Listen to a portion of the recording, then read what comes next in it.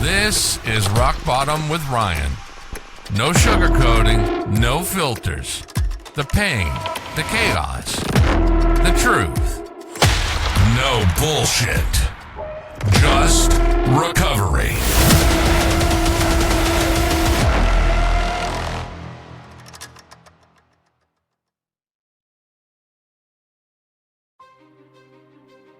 In this episode, I sit down with Ty as he opens up about his raw and deeply personal journey through addiction.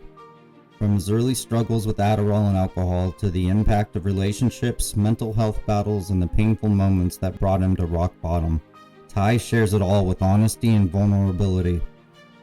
He talks about the role his family played, his transformation through weight loss, and the ongoing cycle of recovery that continues to shape his life.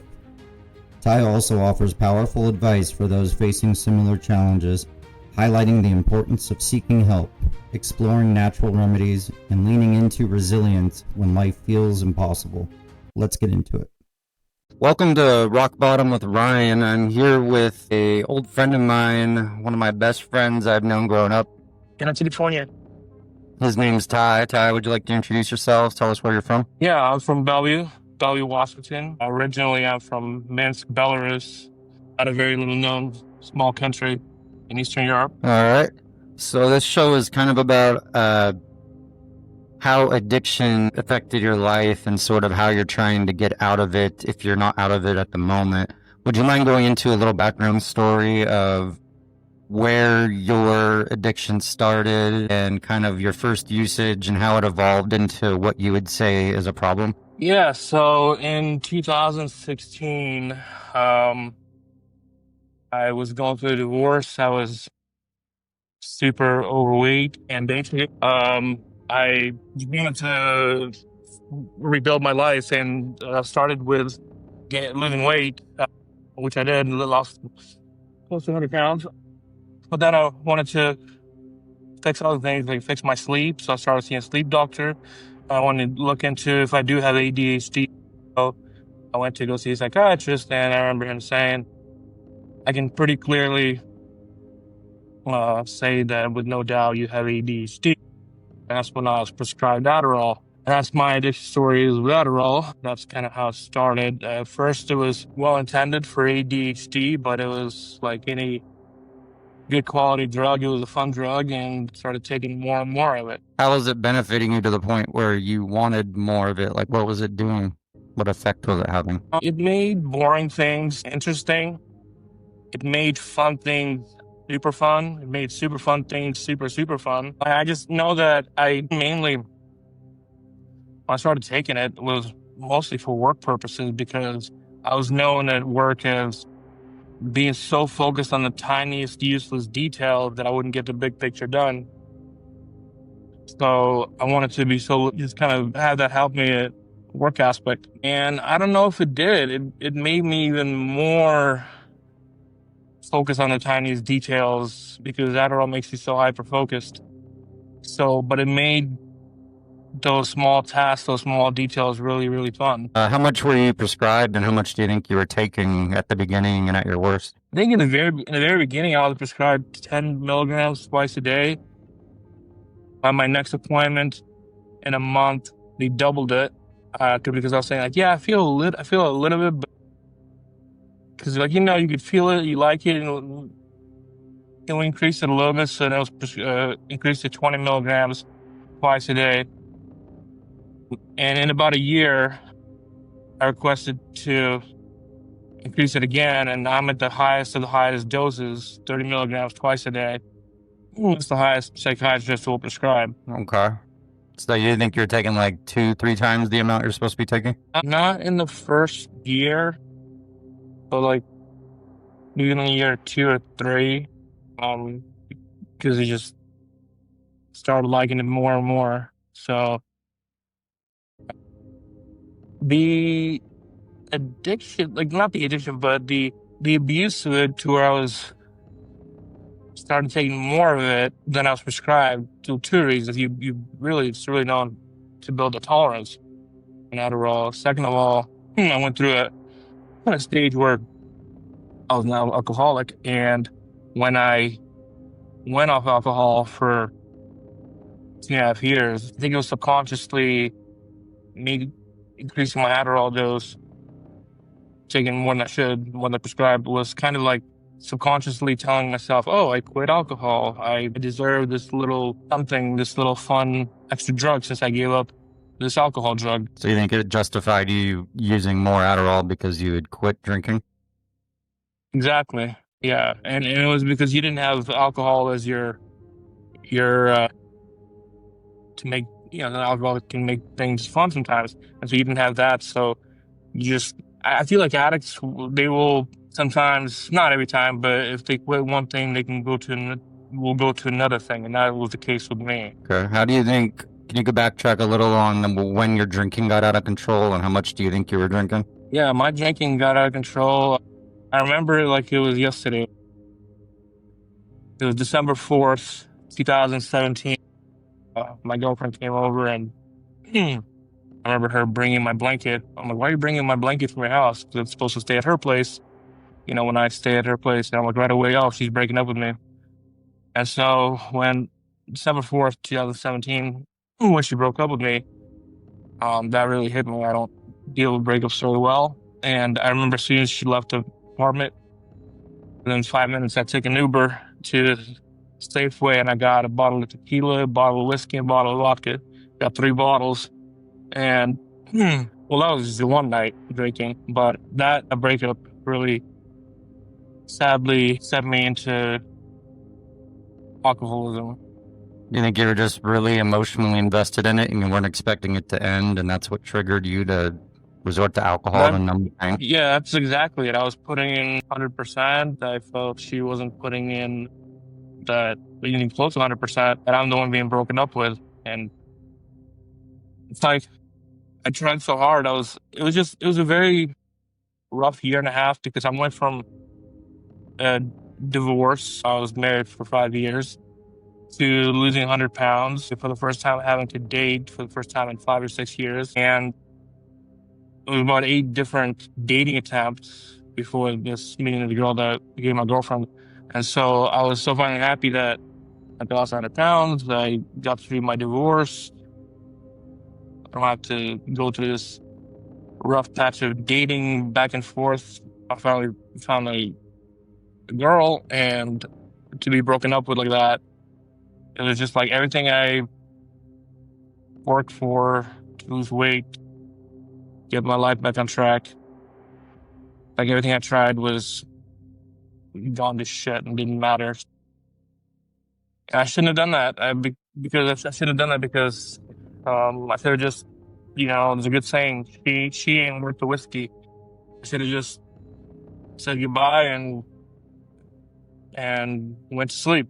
But instead, I decided that one night, if I didn't decide to go take an Uber, I pretty much did a beeline to the store for 3 bottles of alcohol. So if that one night was everything that started the alcoholism. Did alcohol or drugs play a role in what led to your divorce, or was that something else? No, no, I didn't drink at all. I drank maybe once every 2 or 3 months during my marriage with a close friend. And so no, as far as what led to the divorce, we were both overworked and we hated our lives, and it showed on how we treated each other. Yeah. But also I felt I was kind of partially used because my wife, we married within 3 months of meeting each other very quick because she was an illegal immigrant and wanted to give her citizenship. And so it was very strange that exactly 20 days after she got her citizenship, that she decided to leave and do a divorce. So I just felt kind of used, and that aspect kind of had me start drinking a little bit. But it was the girlfriend that I lost that really had me go into a spiral. But I'm sure feeling used by your ex-wife who divorced you, the timing and all that probably emotionally broke you because you felt like she wasn't with you for actual love. She might have been using you for citizenship reasons. Do you think that was the case? Yeah, I think so. I'm sorry. That's really rough. After that, was it really hard to get back into dating and your drinking was under control for a while until that breakup? Yeah, it wasn't dating wasn't too hard. It was when the dates didn't work out that I took it hard on myself. But yeah, the drinking really escalated after the girlfriend breakup. 'Cause I just thought, okay, I just went through this year-long, very painful. Losing 100 pounds isn't easy in a year period. Yeah. Um, and especially the divorce and the breakup. But also on top of that, just being overworked with no raise in 3 years, living alone. So you gained weight while you were in your marriage and then you lost the weight after your marriage? Correct. Yeah. Okay. Yeah. Because when my wife left, I was like, wow, I'm 300, 320 pounds, and my wife left, and I don't have a wife. I don't have a girlfriend, and I'm pretty sure not too many out there looking for a 320-pound guy who just divorced and all that. So that was my reason to start working out and losing 100 pounds. Why do you think you got your weight up so high at certain points in your life? Like, did depression lead to eating more or just less activity? Depression from work. I was working for 9 years, work from home in complete solitude, and wasn't being paid much. I wasn't getting a raise, boring work, all by yourself at home. And so I was already in a very sedentary job. I'm just sitting all day and working from home. And then as soon as work ends, I just go to the living room and lay on the couch. So there's like no And reason so, to leave the house. yeah, so I didn't exercise much, and like I wasn't eating super unhealthy, but it was just no movement, physical movement. Do you have any health-related reasons as to why you think you might gain weight fast, or do you think it was strictly due to inactivity? I know for a fact that I'm not just uh, eating a lot or eating poorly. I was born 10 and a half pounds. When I looked this up. Fun fact: it was in the 99th percentile for male baby weight. That means out of 100 babies, only one baby would be heavier than me. I'm in the 99th percentile. Wow. So you're basically prone to be But overweight. yeah, I was predisposed. I mean, on top of that, my mom was always overweight. My dad, not so much. Towards his older years, both my parents were overweight. But also the culture of how food and in our household, it was kind of a pleasure thing. We were never, I was never strictly taught to eat salads and stuff like that. It was a combination, yeah, being predisposed to when I was born out at that weight, and both my parents being overweight, and just from day one, what kind of food my family was feeding me. What kind of household did you grow up in, if you don't mind me asking? Was it a healthy environment? Were there any traumas that kind of led to some of this depression and insecurities that you're talking about? I don't think there was any traumas, but looking back at it, I think my mom was a little bit emotionally abusive. Just calling me names, and I thought it was normal until my days I looked into abusive parents, narcissist abusive parents. So that probably had something to do with whether it's my overeating or alcohol intake or Adderall intake. I don't want to blame it on that entirely. But there's definitely something there because abusive parents that can stick with you. So do you feel like when you start getting into a substance, whether it be food, alcohol, or pills, you feel like you just have to do an excessive amount to feel something? Absolutely, yeah. With me, it's like I'm like a light switch, either on or off. There's no middle. So when you drink, you're considered like a binge drinker? You just drink a ton over a couple of days and then stop for a while? Or are you Yeah, just waking I up was drinking? I was definitely a binge drinker. I could probably drink 20 shots At one point, I remember I drank 40 shots in a 24-hour period. Were you taking Adderall?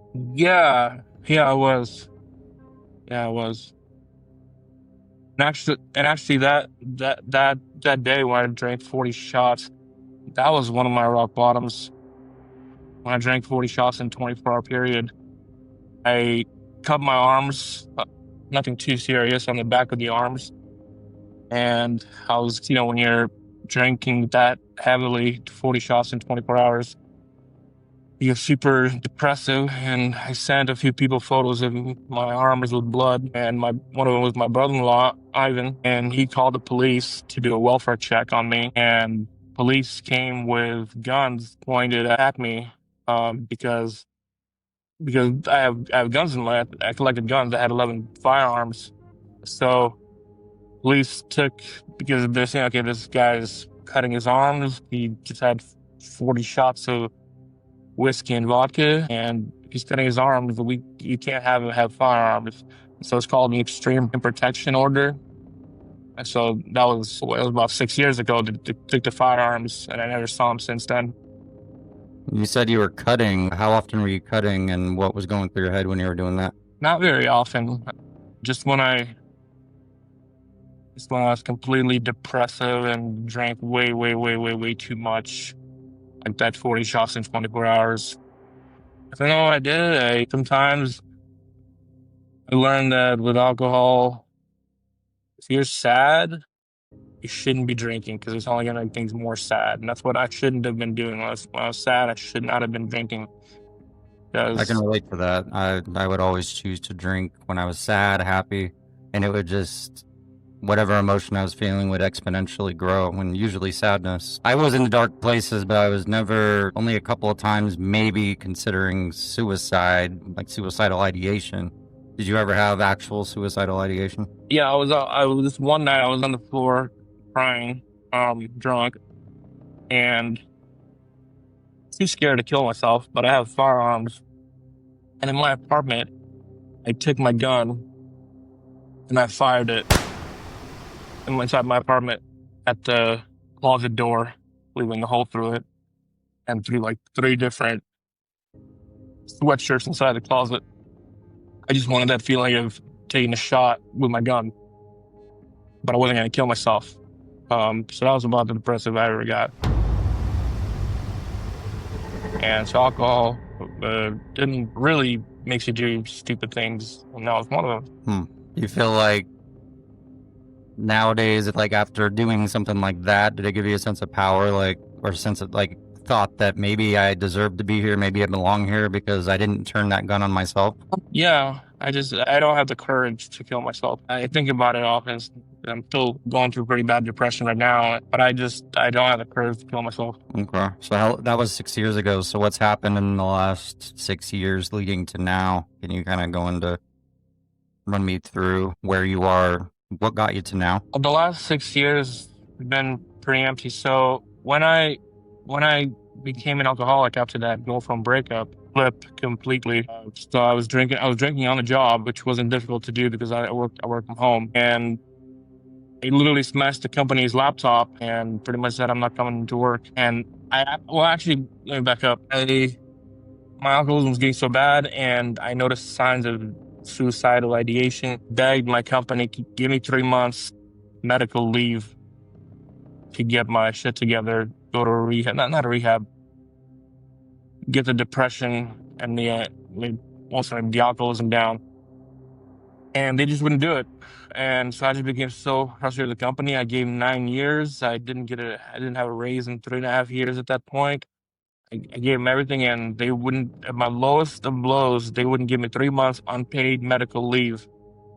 And so I just blew up at the company and a bunch of fuck you. And finally my brother-in-law, who also I work with, who's also the company manager, he's like, all right, you're getting 2 weeks. That's all we can give you. Go get your shit together. So, and then 2 weeks passed. Yeah, there's no empathy from them. And I got 2 weeks unpaid. So when I came back, I get on the computer, and I'm messaging Ivan, my brother-in-law, who, like I said, was also the manager. And all right, I'm ready to get back to work. I feel a little better. And he's said something like, "Oh, you better not fuck up. I'm tired of cleaning up your messes." And that hurt me so much. Like here I am trying to fix my depression, and they're just worried about like, oh, cleaning up your messes. Like, oh, I'm sorry that my depression is too hard for you. And so what he said hurt me so bad that I just got a bottle of alcohol, started drinking on the job, and um, just logged off and didn't return. Wow. And so what happened then, because I pretty much quit my job, here I am, an alcoholic, quit my job, don't have any other job, and I have probably had like five to $7,000 in a bank to my name. And so now I don't have a job, I don't have a monthly income. That lasted me like 3 months to pay my rent. And then when that $5,000 in my bank ran out, I got an eviction notice on my door, and I had to, at that point, when I got that eviction notice, I was in another relationship just starting out. It was a girl from Oregon, and so luckily she took me into her Oregon home, and that only worsened my alcoholism because she was an alcoholic. So when I moved to Oregon, we kind of enabled each other, and did a lot of whiskey together, a lot of cheap whiskey. How long were you there and how much were you drinking? I was there for 19 months, and I would drink a fifth, I would say 4 or 5 times a week. Seagram's whiskey, or I can always call it Black Royal, or some bottom shelf, not very good stuff. So, and it was a very depressing environment. It was a small town, very small town, a lot of heroin and meth use. Albany, Oregon. Shout out to Albany, Oregon, if anybody's listening. So it's very depressing there, and that relationship ended because I wasn't. One of the reasons it ended because I wasn't working. I just couldn't get my shit together, and I still going through depression and now the alcoholism. And so she broke up with me, but like, I had no place to live. I have no money, no place to live, and so she drove me back to Bellevue, Washington, to live with my mom. To pretty much drop me off like an unwanted pet. And so for the past 5 years, I've been living with my mother. And these past 5 years is where the Adderall addiction has been an issue. And along with the Adderall addiction, you've gained weight as well, you said? Yeah, well, that was from the drinking. Also from the drinking. I've been kind of off and on drinking for the past 5 years. I had like a 2.5 years, 2 to 2.5 years of sobriety. But then I started drinking again in like 2023 and 24. Thought I could just have just one, and as always, it wasn't just one. Started getting bottle after bottle. So in 2024, I looked at my account on DoorDash. 57 times I ordered whiskey, and it was whiskey every single time. As of late, How much do you think was going into that? what's that? How much money do you think was going into that every month? Oh, I ended up. I think it was $2,500 to $3,000 a year. Wow. And how are you getting money for this? Being on because I didn't work, but being on disability, you get $450 a month. So I get, not sure if I put this. I'm sure you're supposed to get disability for this, but I do for ADHD, which doesn't seem like the biggest reason to get, but I do. So from that, I was able to, $450. I was able to make it last. So you'd say a majority of it will go into alcohol. Oh yeah, 60-70% alcohol, and the rest on cigarettes. What are the side effects of your drinking done over the past 6 years? Like what's happened to your body? What's happened to you? The weight. Alcohol makes me gain weight like crazy. I see people who are alcoholics, and I don't see too many of them being that severely overweight, but alcohol has a lot of calories, and if you don't burn them, it makes you put on weight a lot. So I gained like 100 pounds in 2 years.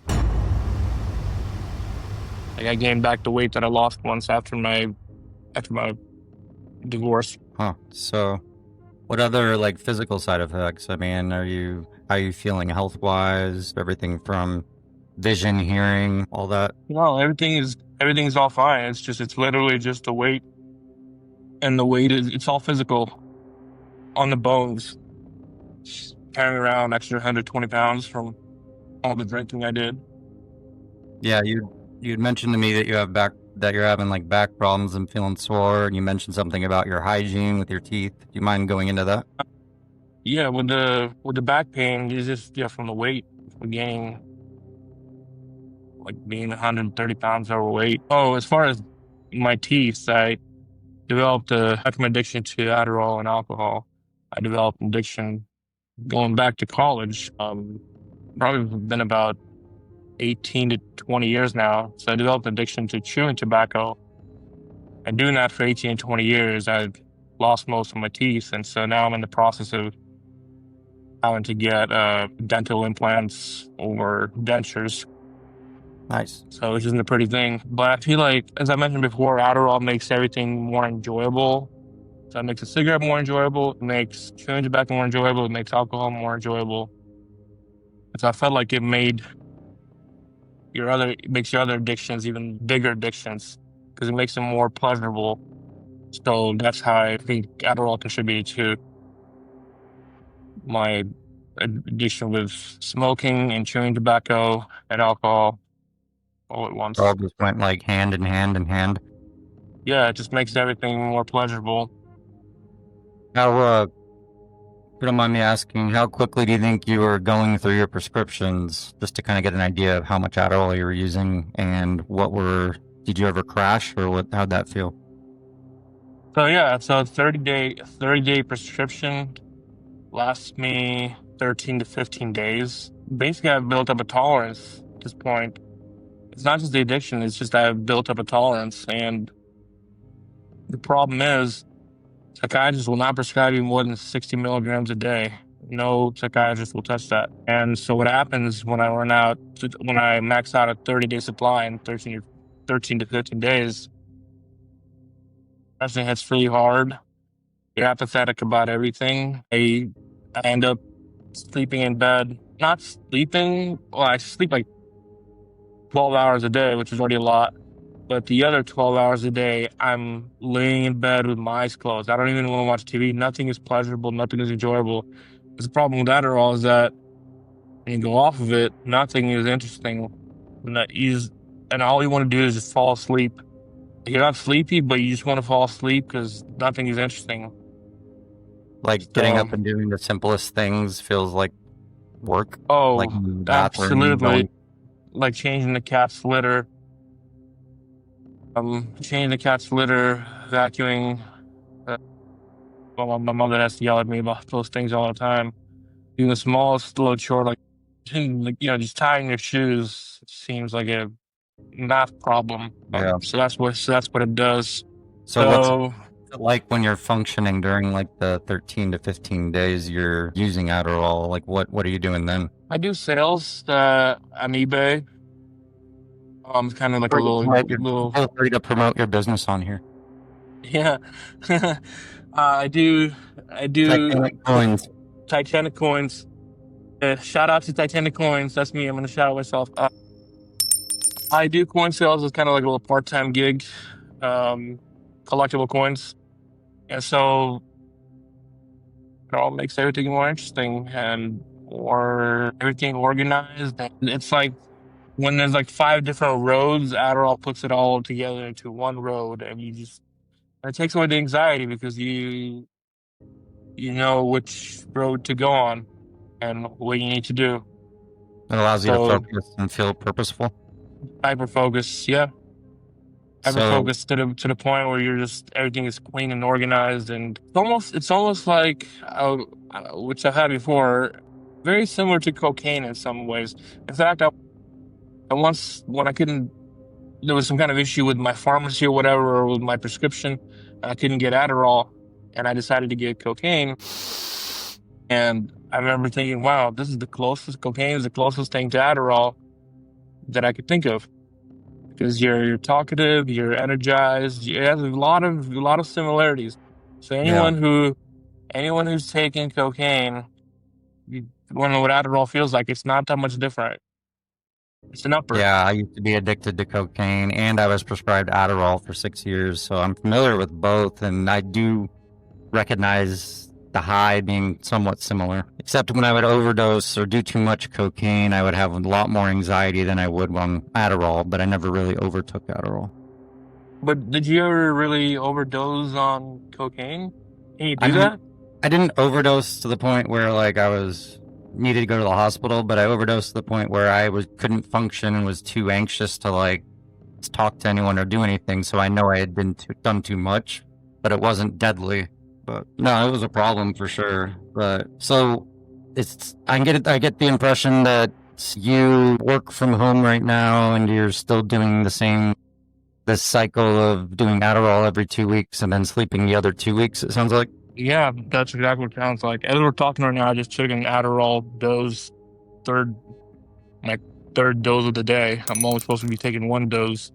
So do you leave the house much or want like or go out and socialize, go out, or do you just prefer to stay home? I learned recently that I've developed agoraphobia, which is intimate fear, intense fear of going outside of your home place. And that started with me working for that job that I mentioned earlier for 9 years that I worked at home. You used to think it's a blessing to work from home, and it's not. You're isolated, and to the point that going outside becomes scary. So I don't go out much. The biggest homebody you'll ever meet. Do you have the desire to go out if you felt comfortable? Yeah, when I take Adderall, today I met up with a friend, went to the swimming pool, got something to eat. Um, when I do take Adderall, it makes me more social, more want to go out, but I still don't do that often enough. When I don't take it, when I max out my prescription in 13 to 15 days, I I don't leave the bed for more than 10 minutes at a time. And what's your home life like since you're there all the time? Is it a healthy environment for you to be in even when you're going through this? I'd say I don't have the best support system. It's just my mother, and she doesn't really push on me to do things that I know I need to do. So it's not unhealthy, but probably a bit of enabling.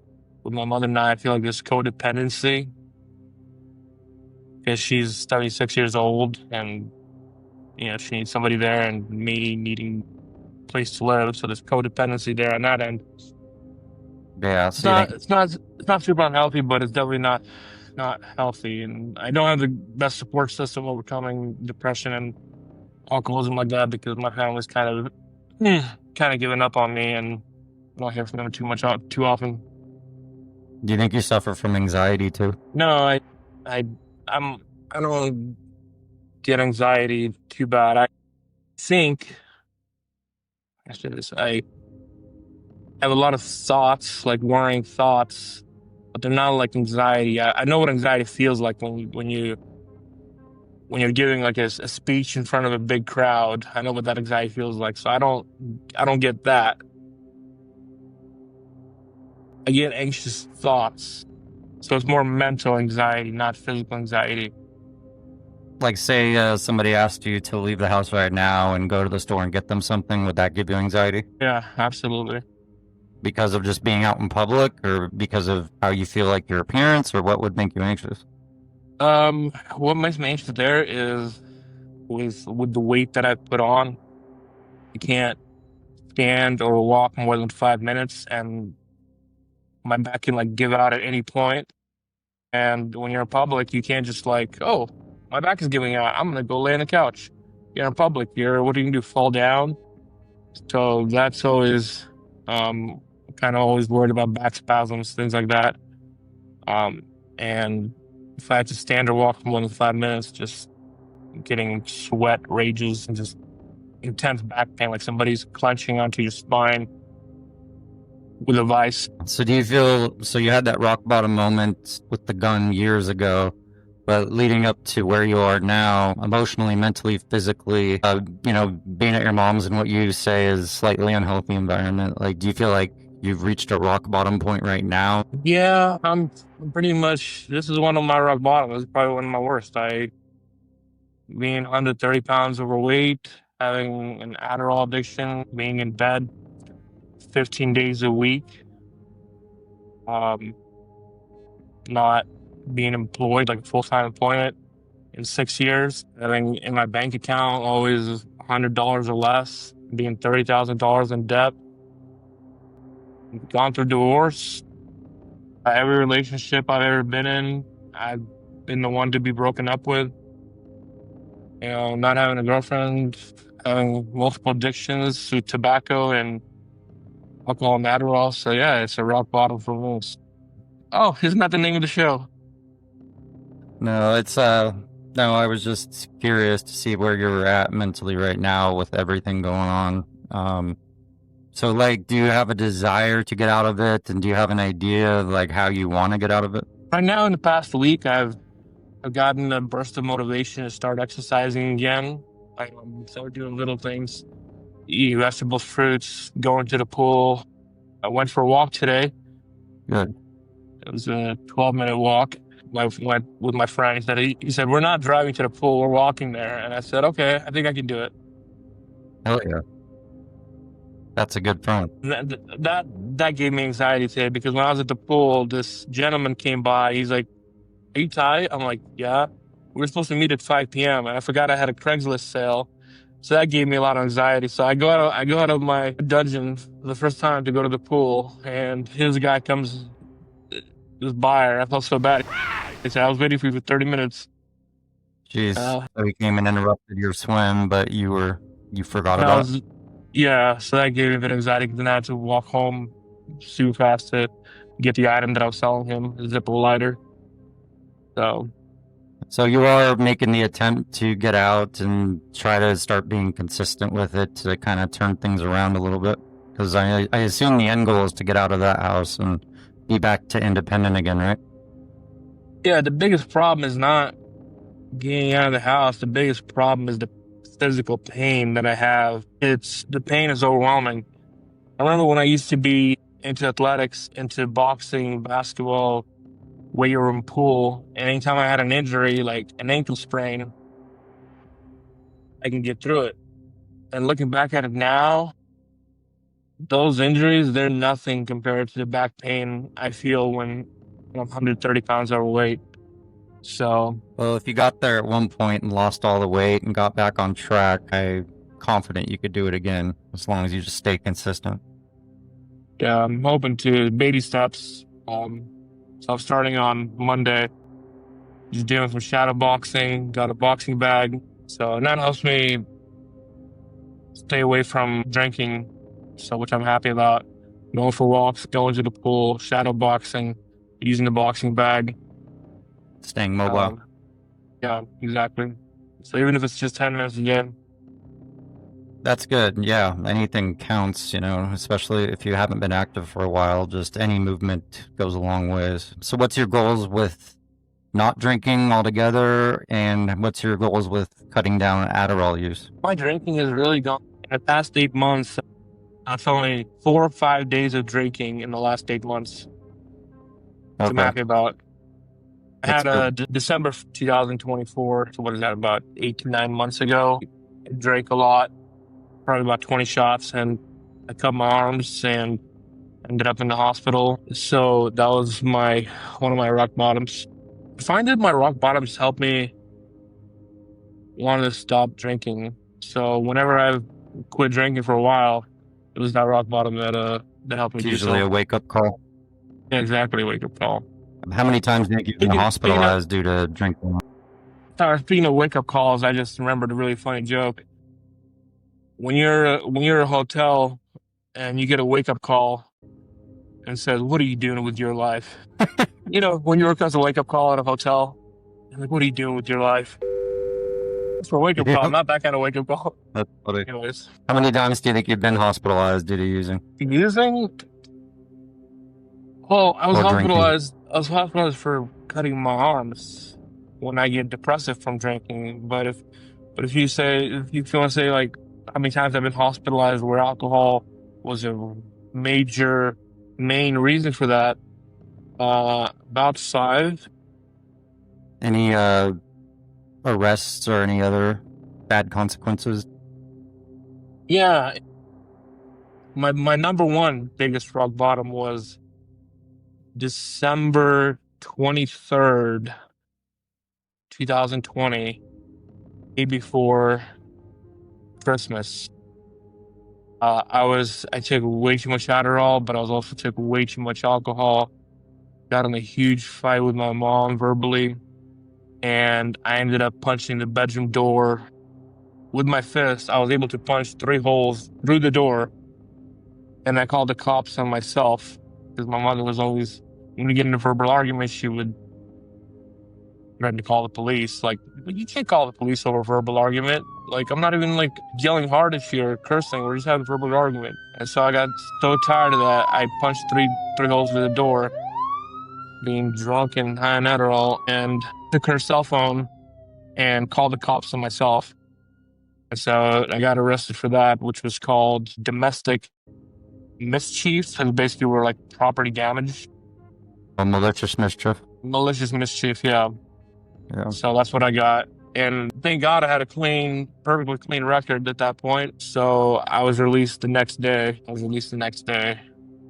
From jail. Okay. So you've had multiple rock bottoms. You're trying to get out of this now, trying to crawl out. So do you plan to ever fully quit Adderall, or do you think that's always going to be a part of your life because you're prescribed it, you think you need it? My biggest struggle with quitting it, Adderall, is I felt it when I tried to quit before, and I read about it, and it is not an easy quit to make. I don't know. I'm sure it's not on the same. I'm pretty sure it's not on the same level as quitting heroin and meth. But from what I read, it's like a 6 months to a year process, probably closer to 6 months, where you're just completely depressed and no energy, and just laying in bed. And I cannot see myself going 6 months in bed, just completely in bed. I don't know if people understand what it's like to be completely in bed for 6 months. Like, I had a situation where I didn't shower for 28 days because I was just completely out of Adderall, and you don't want to do anything. So to quit out, and that's a 20-day period. That's already hard. But to do it for 6 months, essentially what it has to come down to is a psychiatrist has to spot the addiction in me, which I've been very good at hiding. And that's what would have to happen. The psychiatrist would have to spot that addiction in me and cut off my supply. And then treat you for it in some other way to make sure. Yeah. So do you, if you were offered help in any way, or like you had the opportunity to like go to treatment, would you, or are you still going to try to do this on your own? At this point, I don't know. I feel like the biggest reason I need treatment for is depression. There's actually clinics for rehab for alcoholism. There's clinics out there for depression. But my depression and Adderall go hand in hand because I get that depression when I run out of my supply. So it's something that's on my mind, but as I know, you have to be ready for it. You can't have people to tell you like you need to do it. You have to be ready to yourself make that change. That's a good point. And right now in this moment, you're willing to try to start being active and cleaning up and doing better, but you're not fully ready to quit and commit to never doing it anymore. Yeah, that's exactly right. So thank you for being so honest and sharing all of what you're going through right now. You know, my hopes are that somebody does offer you help and you take it if you do get offered help.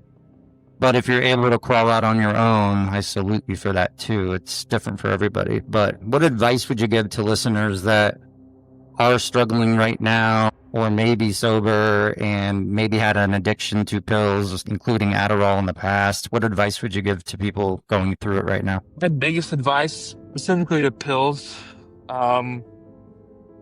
I feel like a lot of it starts at the pharmaceutical level. When there's an injury and you get opioids, or whether you have ADHD and you get Adderall, my biggest advice is stay away from any kind of pharmaceuticals as much as you can, because the best medicines are, water, sunshine, being outdoors. That's the best medicine, and all this stuff. I don't know. It's a band-aid on the problems. So my biggest advice is fight through it. My psychiatrist recently said, a little bit of ADHD never killed anybody, but Adderall can kill you. Like, you can get a heart attack at the doses you're at. My biggest advice is just fight through it naturally, instead of resorting to pharmaceuticals. I like that, the way you said that pills are just a band-aid on the problem. That's really good. What's one last thing? What's a really deep quote that you live by that stands out in your head that you would like to share? I actually have a tattoo quote on my back that says, "Our greatest glory is not in never falling, but in rising every time we fall." I like that. Yeah, that's one quote I have, and then I have another quote on my arm that says, "Always be yourself. Unless you can be a penguin, then always be a penguin."